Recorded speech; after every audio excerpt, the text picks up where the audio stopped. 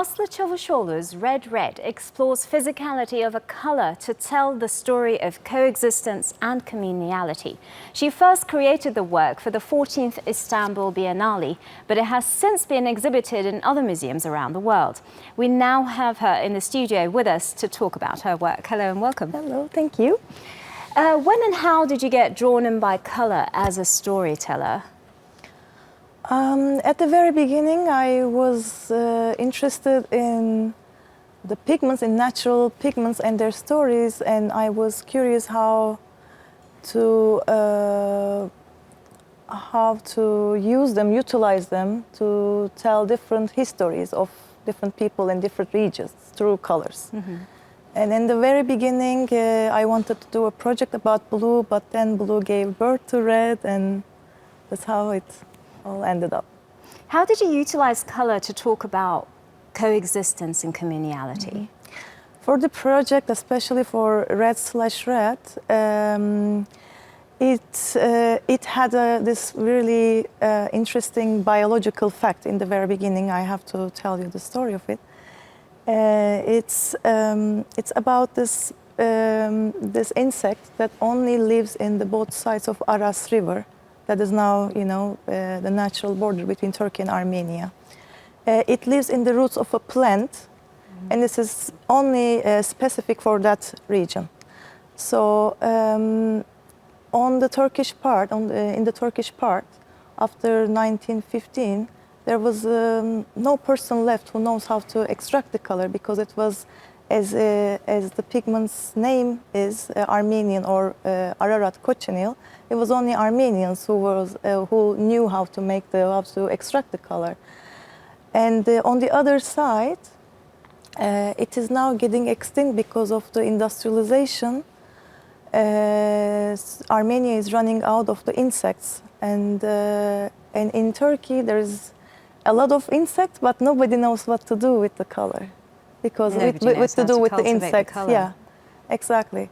So the project, I can say, RedRed, suggests a way that these knowledges, one knowledge and this existence of the insect, can maybe come together again and create mm-hmm. something that is like long lost, but it could be still saved. So, right, and when you look at your pieces, they actually make different hues, and some of them fade more. How did you cultivate the Turkish red? So the Turkish red is also, which is also the same color as the Turkish flag, appears at some points of in the work, like just to show that it also has a beautiful tone and hue, but it is mostly used to erase certain heritages from different cultures. And the project suggests these different colors can actually coexist together, and they are all beautiful and they're all precious mm-hmm. for our heritage, for our history. Well, the paper you used also has a significance. Tell us about that. And your work is also being exhibited at MoMA, and they're actually handmade books. Mm-hmm. Mm-hmm. So the paper, I work with a paper restorer, and it was very interesting to observe how the paper restoration took place, because in order to get two paper together, you have to first comb the fiber and then put them together, and then just pour some water on top of it. Mm-hmm. And it was such a nice analogy for me to express this idea of the border and these two different papers coming together, and in between a water, somehow like a healer pops up. So it was just mostly about the technique of technique of paper restoration that I got inspired. Mm-hmm. Well, Asli Cavusoglu, tell us about your 2016 project, Mother Scopes. That's actually mm-hmm. being exhibited in Zurich. That was mm-hmm. exhibited in Zurich. Mm-hmm.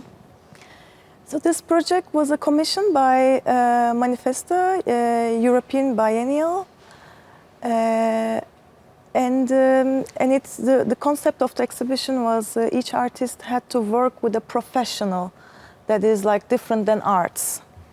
Like some artists work with accountants, some work with lawyers, and I wanted to work with the restorer again because I think this is also something that I really enjoy working and discovering. My project was called Motoscapes, and it was about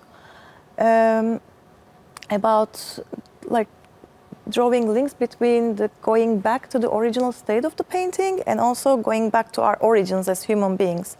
So for that project, I collected some landscape paintings from depicting Switzerland, and I worked with the restorer, and we tried to find out what was the former places of the mountains and of all the features of the landscape.